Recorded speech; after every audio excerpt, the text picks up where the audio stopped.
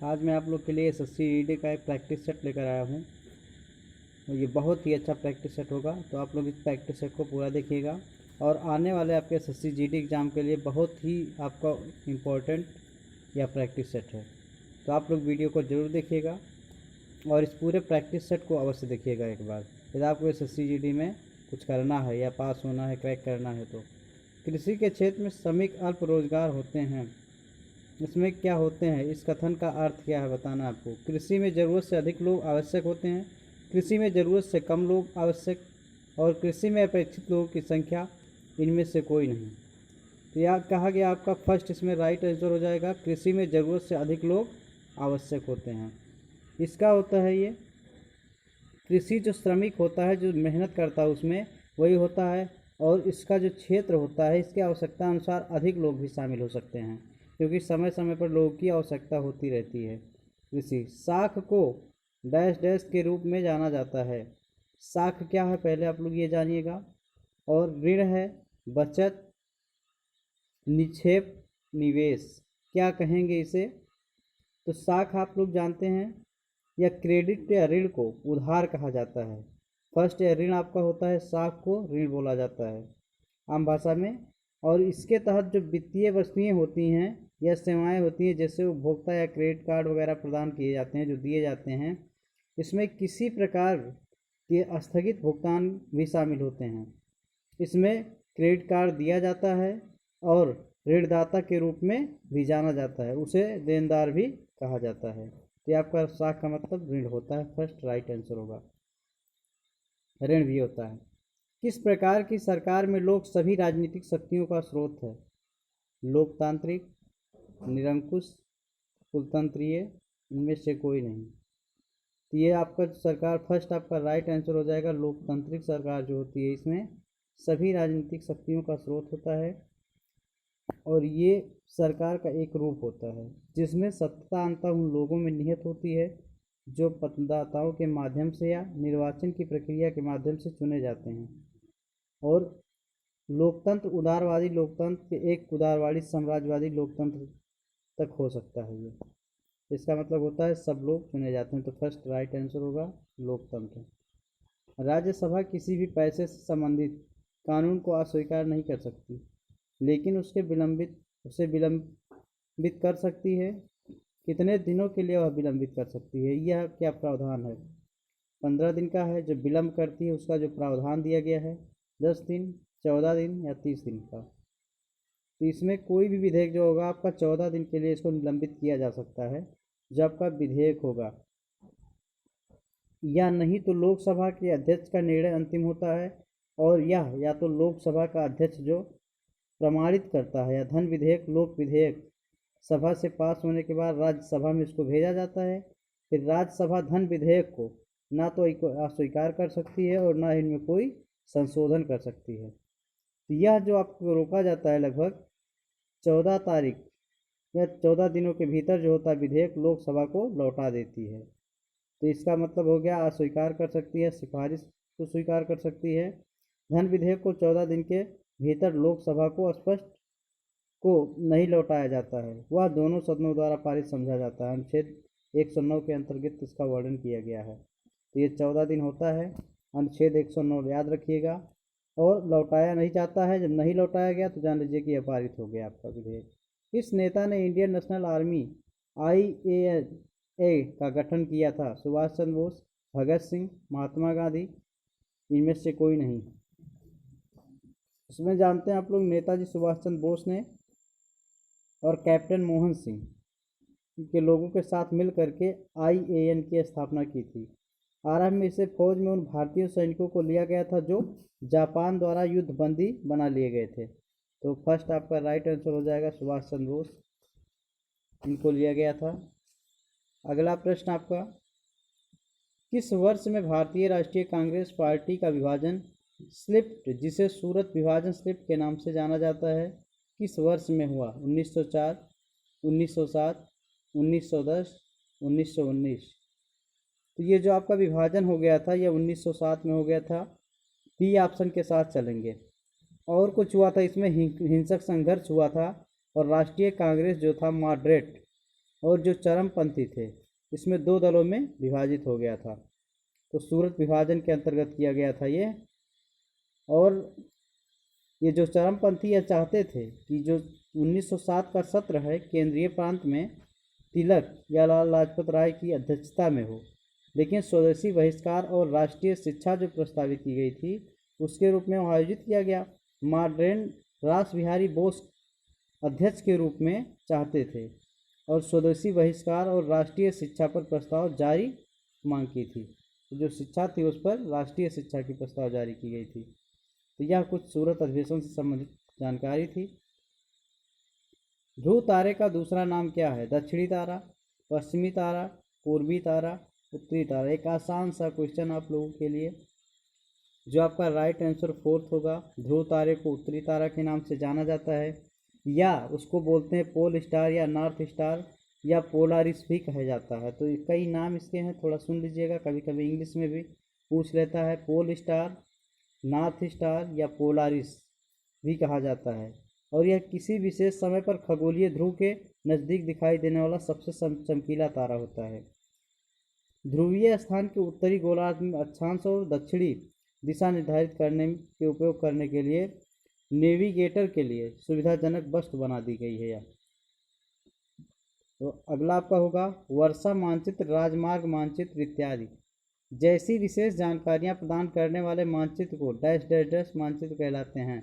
उच्चावच, राजनीतिक, विषय परक, प्रतीकात्मक। तो यह आपका हो जाएगा, इसका थर्ड आंसर हो जाएगा। जो आपका एक विषयगत नक्शा होता है, थीमेटिक मैप होता है, किसी विशेष विषय या विशेष विषय पर जोर देता है। जैसे आपका जो होता है किसी वर्षा का औसत होता है या विवरण होता है, जो चयनित भौगोलिक क्षेत्र होते हैं उसके लिए एक अधिक विशिष्ट डेल्टा विषयों का स्थानिक वितरण भी दिखाता है। तो ऐसे आपका विषय परख हो जाएगा इसके साथ जो दिखाया जाता है वर्षा मानचित्र, राजमार्ग मानचित्र और जो जानकारियाँ आपको कलेक्ट की जाती हैं। और अगले प्रश्न की तरफ हम बढ़ेंगे। कैल्शियम की कमी मुख्य रूप से किसमें विटामिन की कमी से पैदा होती है? Vitamin D, vitamin C, vitamin A और विटामिन B6 आपका दिया गया है। ये चलेंगे हम लोग विटामिन सी जानते हैं। कैल्शियम की कमी जो होती है मुख्य रूप से यही पूरा होती है आपकी फर्स्ट विटामिन डी, क्योंकि हड्डियां जो कमज़ोर हो जाती हैं वो कैल्शियम की कमी होती है। विटामिन डी जो होता है रिकेटस रोग होता है, इसमें जो आपका होता है ये विटामिन डी वसा में घुलनशील विटामिन का एक समूह होता है और इसके दो प्रमुख घटक होते हैं, विटामिन D2 या आर्गे कैल्सीफेराल जिसे बोलते रहते हैं। तो इसको मुफ्त याद रखिएगा, आर्गे कैल्सीफेराल या विटामिन D3 या कोले कैल्सीफेराल, दो नाम इसका है। कोले कैल्सीफेराल विटामिन डी की कमी की व्यक्ति विकृति है, जो कमी देखा जाता है जो बच्चों में खासकर देखा जाता है। छोटे बच्चों में स्थिति रिकेटस कहलाती है और हड्डी के मुलायम हो जाने से ओस्टियो मलेशिया कहते हैं। जब हड्डी सूख जाएगी मुलायम हो जाएगी तो ओस्टियो मलेशिया कहेंगे। और इसके अलावा हड्डी के पतला और कमज़ोर होने को ओस्टियोपोरोसिस कहते हैं। पतला और जो कमज़ोर हो जाएगा तो ओस्टियोपोरोसिस बोलेंगे। तो ये कई कंडीशन थी जो आपके सामने एक्सप्लेन किया गया। इस आंसर को अच्छे से देखिएगा। विटामिन डी सूर्य के प्रकाश से मिलता है, इसका अच्छा स्रोत है। किस प्रकार के विन्यास में मध्य खीरा के दोनों ओर जाल जैसा डिजाइन दिखाई देता है? जलिका रूपी सिरा विन्यास, समोत्तर सिरा विन्यास, वाष्पोत्सर्जन, इनमें से कोई नहीं। तो ये आपका जो हो जाता है फर्स्ट, इसका जालिका रूपी सिरा विन्यास जो होता है यह मध्य खीरा के दोनों ओर जैसा डिजाइन देता है। एक पौधे के पत्ते में सिरा की जो संरचना होती है उसको सिरा संरचना बोलते हैं, जो कोई पौधा होता है। और जो पौधा एक होता है उसके पत्ती ब्लेड या जो लैमिना होती है उसकी रचना के नीचे शीर्षक के समांतर पैटर्न जो प्रदर्शन होता है उसके समांतर में स्थान के रूप में पाया जाता है। उसके विपरीत जब पौधे में पत्ती ब्लेड या लैमिना की रचना में कोई विशेष वेब प्रदर्शित होती है तो उसे मिडिप के दोनों तरफ नेट जैसे पैटर्न रेक्टिकुलेट रचना के रूप में जाना जाता है उसको। ये फर्स्ट आपका हो जाएगा। एक बंद परिसंचरण तंत्र में रक्त की पूरी तरह से डैश डैश डैश के भीतर संलग्न होता है। कंकाल, साइनस, रक्तवाहिनियां, तिल। ये आपका हो जाएगा थर्ड राइट आंसर, रक्त वाहिनियाँ हो जाएगा, क्योंकि रक्त परिसंचरण तंत्र आपका जो होता है ब्लड सर्कुलेशन होता है वो रक्त वाहिनियों का हिस्सा है एक, और पूरे शरीर में जो रक्त परिवहन का कार्य करते हैं। रक्त आपका ब्लड होता है, इस प्रकार धमनी नसें क्रमशः दिल से या दिल की ओर से रक्त ले जाते हैं, तो ये दिल से ट्रांसफर करते हैं रक्त को। और सभी जो रक्त वाहिनियाँ होती हैं, मूल रचना होती है इसकी, वो आंतरिक स्तर पर एंडोथेलियम या सब एंडोथेलियम संयोजी ऊतक से घिरा होता है। तो आपका हो जाएगा थर्ड राइट आंसर इसका होगा। दूसरा आपका अगला प्रश्न है, एक फोटो सेल प्रकाश को में बदल देता है डैश डैश आपका है, रासायनिक ऊर्जा में, विद्युत ऊर्जा में, स्थितिज ऊर्जा में, गतिज ऊर्जा में। तो जो एक सौर पैनल होता है, फोटोवोल्टिक मॉड्यूल होता है या फोटोवोल्टिक पैनल होता है, इसके जो सेल होते हैं वो बैटरियों से एक संकुलित परस्पर संबंध संयोजन है, जिन्हें फोटोवोल्टिक सेलों के रूप में भी जाना जाता है। सौर पैनल का प्रयोग एक बड़े फोटोवोल्टिक प्रणाली में एक घटक के रूप में वाणिज्यिक और आवासीय अनुप्रयोगों के लिए बिजली प्रदान करने के लिए किया जाता है। क्योंकि जो आपका जिस सौर पैनल होता है, यह जो होता है मुख्य रूप से केवल क्या होता है, एक सीमित मात्रा होती है और विद्युत शक्ति का उत्पादन कर सकता है। तो ये जो होते हैं कई प्रतिष्ठान में अलग अलग पैनल होते हैं, फोटोवोल्टिक श्रृंखला भी इनको बोलेंगे।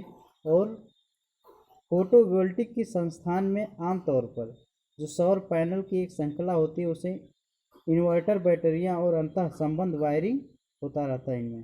तो जो ऊर्जा को कलेक्ट कर लिया जाता है, फिर विद्युत ऊर्जा के रूप में उसको यूज किया जाता है। एक उड़ते हुए हवाई जहाज में होती है क्या, डैश डैश डैश होती है केवल स्थितिज ऊर्जा, केवल गतिज ऊर्जा, और स्थितिज ऊर्जा और गतिज ऊर्जा दोनों, ना तो स्थितिज और ना तो गतिज ऊर्जा। तो आप जानते हैं थर्ड ऑप्शन के साथ हम चलेंगे, स्थितिज ऊर्जा और गतिज ऊर्जा दोनों होगी, क्योंकि वह गतिमान भी होती है और चलती भी है। जब हवाई जहाज उड़ान भरता है, जानते हैं आप लोग, नॉर्मली है, देखा होगा आप लोगों ने, ऊर्जा इंजन द्वारा जो होता है ऊर्जा उसको प्रदान की जाती है, जिसमें रासायनिक ऊर्जा होती है ईंधन को यांत्रिक ऊर्जा के रूप में परिवर्तन कर देता है वो, क्योंकि जो उसमें तेल पड़ते हैं।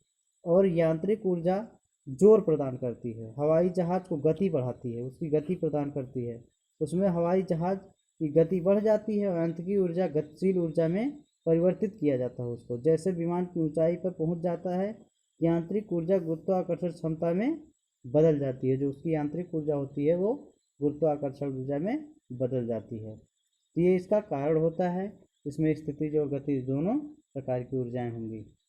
अगला प्रश्न आपका होगा, HTP का संक्षिप्त रूप क्या है, HTTP।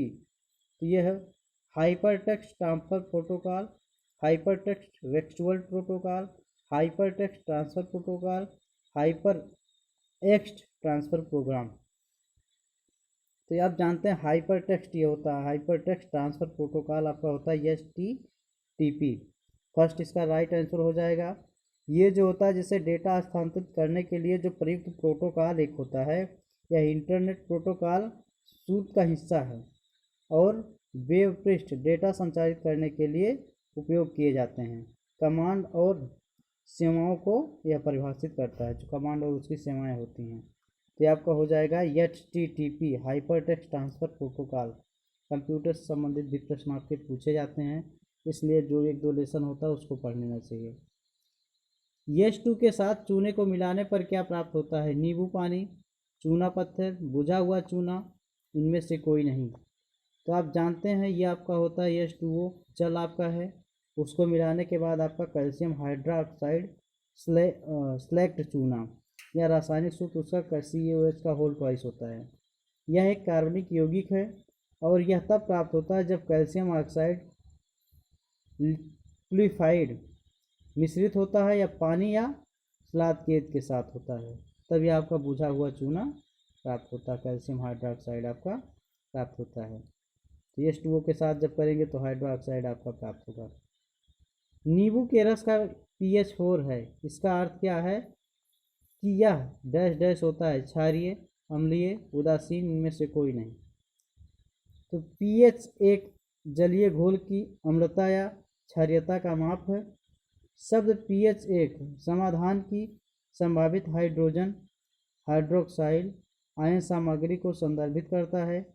यदि कोई समाधान अम्लीय है तो उसके पास 0 से 6.9 की सीमा में एक pH है। यदि कोई समाधान क्षारीय है तो उसके पास 7.1 से 114 की सीमा में एक pH मान होता है, तो ये आपका अम्लीय हो जाएगा, जो इसकी माप होती है। वन मुख्यतः किस प्रकार का मृदा बहाए जाने अथवा कटाव से बचाते हैं? वन और वृक्षों के जड़ों द्वारा जो मृदा को बांध कर रखते हैं, जल के बहाव को नियंत्रित करके भौम जल स्तर संतुलित करते हैं, इनमें से कोई नहीं। तो ये आप जानते हैं, वैसे भी जो वन होते हैं वो कटान को रोकते हैं, जो मृदा कटान होती है उसको रोकते हैं, क्योंकि जो सतह होता है, सतह की स्थिति होती है, कूड़े के कवर की वजह से सतह के प्रवाह को मिट्टी जो कटाव होती है वह खास तौर पर वो उस पर कम होते हैं। पेड़ और वनस्पतियाँ कटाव मिट्टी के कणों को एक साथ रखने में मदद करती हैं, जिससे वर्षा और बाढ़ के कारण क्षरण के प्रभाव कम हो जाते हैं। क्षरण मतलब जो कटान होती है। पेड़ की जड़ें मिट्टी को मजबूत कर देती हैं और पेड़ के बिना मिट्टी बह जाता है या उड़ जाता है, जिससे वनस्पति विकास की समस्याएं पैदा हो जाती हैं। तो यही कारण होता है कि पेड़ रहेंगे तो मिट्टी की कटान कम होती है, पेड़ की जड़ें जो होती है मिट्टी को बांधे रहती हैं, कसे रहती हैं। पर्जावता क्या है बताना है आपको, ये क्या है? ऐसी संगति जो दोनों भागीदारों के अस्तित्व के लिए आवश्यक हो। ऐसी संगत जिसमें एक प्रजाति का लाभ तथा अन्य प्रजातियों को नुकसान पहुंचाता हो। ऐसी संगत जिसमें एक प्रजाति का लाभ तथा दूसरा अप्रभावित होता हो, इनमें से कोई नहीं। ये आप जानते हैं, ये जो परजीवी जीव दो जीव होते हैं जो अपने भरण पोषण एवं सुरक्षा के लिए दूसरे जीवों पर आश्रित होते हैं। दूसरे जीवों के रक्त एवं मांस को अपना पेट भरते हैं, जीवों के शरीर पर अंडे देते हैं और वो अपनी आबादी को बढ़ाते रहते हैं। तो ऐसी जो होते हैं, जो परजीवी होते हैं, इनका यही काम होता है, पैरासाइट्स होते हैं। अगला प्रश्न, निम्नलिखित में से किसकी टेलीस्कोप को बनाने एवं उसके सुधार में मुख्य भूमिका रही थी? Edison, Newton, Galileo, Markovnikov. तो आपका एक आसान सा क्वेश्चन रहा है। तो आप टेलीस्कोप ये जानते हैं, गैलीलियो गैली। तो गैलीलियो गैली इटली के वैज्ञानिक थे। ये महान आविष्कारक थे। दूरदर्शी के विकास में इनका अतुलनीय सहयोग था और ये ब्रह्मांड के लिए अपनी दूरबीन का भी उपयोग करके गैलीलियो ने चंद्रमा को देख पाया था। और शुक्र के पास चंद्रमा की तरह धब्बे थे, जिससे सूर्य के चारों ओर घूमता हुआ साबित हुआ, जिससे अस्टियोटेलियन सिद्धांत को खारिज कर दिया कि पृथ्वी ब्रह्मांड का केंद्र है। तो ये जो था महम गैलीलियो गैली का था कुछ पॉइंट। निम्नलिखित में से किसने योग मापी मशीन का आविष्कार किया है? तो ये आप जानते हैं, ओरविल राइट, हेरी Ford, Blaise Pascal, doctor Joseph Lister. तो ये जानते हैं, थर्ड राइट होता ब्लेस पास्कल ने किया है। इसका आविष्कार 1942 में ब्लेस पास्कल ने किया था। 19 वर्षीय फ्रांसीसी लड़के ने इसका आविष्कार किया था। ये बहुत आश्चर्य वाली बात है कि जो बिल्डिंग मशीन जो थी, इसका आविष्कार 1942 में ब्लेस पास्कल नामक 19 वर्षीय फ्रांसीसी लड़के ने किया था। उसका आविष्कार कर दिया था। वो एक चमत्कार वाली घटना घटी थी। अगला प्रश्न है, निम्नलिखित में से कौन सा नृत्य रणप्रिय मार्शियल कला के कदमों और तकनीकों को सम्मिलित करता है? मोहिनी नाट्यम, ओडिसी, छऊ, कुचिपुड़ी। तो आप जानते हैं, ये जो आपका होता है थर्ड राइट आंसर छऊ हो जाएगा। छऊ की 3 शैलियों का जन्म होता है। सेराइकेला ये बिहार में, पुरुलिया पश्चिम बंगाल में और मयूरभंज उड़ीसा के 3 अलग अलग क्षेत्रों से इसका विकास हुआ है। छऊ फिर से हम रिपीट कर देते हैं, आप लोग खूब अच्छे से सुन लीजिए, जिससे इसमें से कोई भी आ जाए तो आप भूलिए मत। और आपको ऐसे ही वीडियो पाना है तो चैनल सब्सक्राइब कर लीजिए। अभी जरूर चैनल सब्सक्राइब कर लें, जिससे आने वाले वीडियो का नोटिफिकेशन आप लोग को मिलता रहेगा और आप फ्री में वीडियो देखते रहिएगा। तो आपका सरायकेला बिहार, पुरुलिया पश्चिम बंगाल और मयूरभंज उड़ीसा के 3 अलग अलग क्षेत्रों से हुआ है। मजबूत लयबद्ध संवाद और निश्चित स्थानों का गतिशील उपयोग छऊ की विशेषता है। लोक जनजातीय और मांसल परंपराओं का मिश्रण और अभी तक नृत्य और नाट्य के 3 पहलुओं के साथ साथ शास्त्रीय नृत्य के तांडव और लासिया पहलुओं को कवर करते हुए छऊ नृत्य लोक और शास्त्रीय रूपों का जटिल संयोजन है। ये आपका हो जाएगा। अगला प्रश्न आपका है, महाबलीपुरम के रथ मंदिर का डैश डैश एक उदाहरण है। मुख्य खेड़ मंदिर, चट्टानों से कटे मंदिर, समुद्र तटीय मंदिर, इनमें से कोई नहीं। तो ये जानते हैं पंच राठों के तांडव रथ भी कहा जाता है। तो चेन्नई के पास महाबलीपुरम के 9 मोनोलिथिक मंदिरों के सबसे उत्कृष्ट वास्तुशिल्प भवन है। पत्थर या रथों के बड़े ब्लॉक या ग्रेनामाइट के मोनोलिथ के बाहर रथों या रथों के आकार में छिद्रित 5 संरचनाएं पल्लव राजवंश के शासनकाल के दौरान 7वीं शताब्दी में भौगोलिक भारतीय राग कट ऑर्केस्ट्रा को दर्शाती हैं। तो आपका दूसरा इसका राइट आंसर हो जाएगा। इंडिया एक्ट रिक्स नामक पुस्तक के लेखक कौन है? चेतन भगत, जसवंत सिन्हा, गौतम चिंतामणि, विनोद राय। ये आपके हो जाएंगे second, Jaswant Sinha. India act रिक्स जसवंत सिन्हा है। ये पूर्व विदेश मंत्री जसवंत सिन्हा थे। भारत में जोखिम, गलतियों, गलत धारणाओं और सुरक्षा नीति के मिएंडरवेंचर नामक पुस्तक लिखी थी। यह विदेशी मामलों के मंत्री और रक्षा मंत्री जैसे नियुक्तियों के दौरान हुई थी। विभिन्न घटना जो हुई थी उस पर प्रकाश डाला गया था। जो IC 814 को कंधार 1999 में अपहरण, कारगिल युद्ध, ऑपरेशन पराक्रम और 2011 इत्यादि पर लिखा गया था। तो ये सब समस्याएं थी जसवंत सिन्हा जी की। सर क्रीक मुद्दा भारत और डैश डैश के बीच का एक मुद्दा है। चीन, Pakistan, Afghanistan, Japan. Sir creek Bharat और पाकिस्तान की सीमा पर 96 किलोमीटर की लंबी एक ज्वारीय एस्चुरी है और यह गुजरात के कच्छ जिले और पाकिस्तान के सिंध की सीमा से लगी हुई है। अब यहाँ से देखिए, गुजरात का कच्छ और सिंध पाकिस्तान से लगी हुई सीमा है और यहाँ भारत और पाकिस्तान के बीच सीमा को लेकर के विवाद है। लेकिन यह विवाद कम ही चर्चा में आता है क्योंकि विवाद में कच्छ केरल में 96 किलोमीटर लंबे मुहाने को लेकर के जो भारत के गुजरात पाकिस्तान के सिंध प्रांत से अलग करता है। ये इसका है कि पाकिस्तान और भारत सर क्रीक मुद्दा 96 किलोमीटर का यह मुद्दा है। अगला प्रश्न, भारत का कौन सा पड़ोसी देश किशनगंज बांध परियोजना पर आपत्ति करता है? नेपाल, बांग्लादेश, पाकिस्तान, चीन। तो आप जानते हैं जो किशनगंज आपकी परियोजना बांध परियोजना है, पाकिस्तान ने इसका विरोध किया था और इसमें जो नदी बनी हुई है आपकी किशनगंज बांध नदी परियोजना, यह पाकिस्तान के नीलम नदी से कहा जाता है। पाकिस्तान में इसको नीलम नदी कहा जाएगा। इसके प्रवाह पाकिस्तान में भी होने के कारण अक्टूबर 2011 में बांध के निर्माण में अस्थायी रूप से देश मध्यस्थता न्यायालय कोए द्वारा रोक दिया गया था। ये आपकी कौन सी नदी थी? किशनगंगा नदी थी और उसको नीलम नदी कहते हैं। तो यदि आप लोग को वीडियो अच्छा लगेगा तो वीडियो लाइक कर लीजिएगा और अपने दोस्तों को शेयर कर दीजिएगा और चैनल सब्सक्राइब जरूर कर लीजिएगा, जिससे आने वाले वीडियो आपको मिलते रहेंगे। और कमेंट के माध्यम से बताइए कि आपका SSC GD का वीडियो कैसा लगा। धन्यवाद।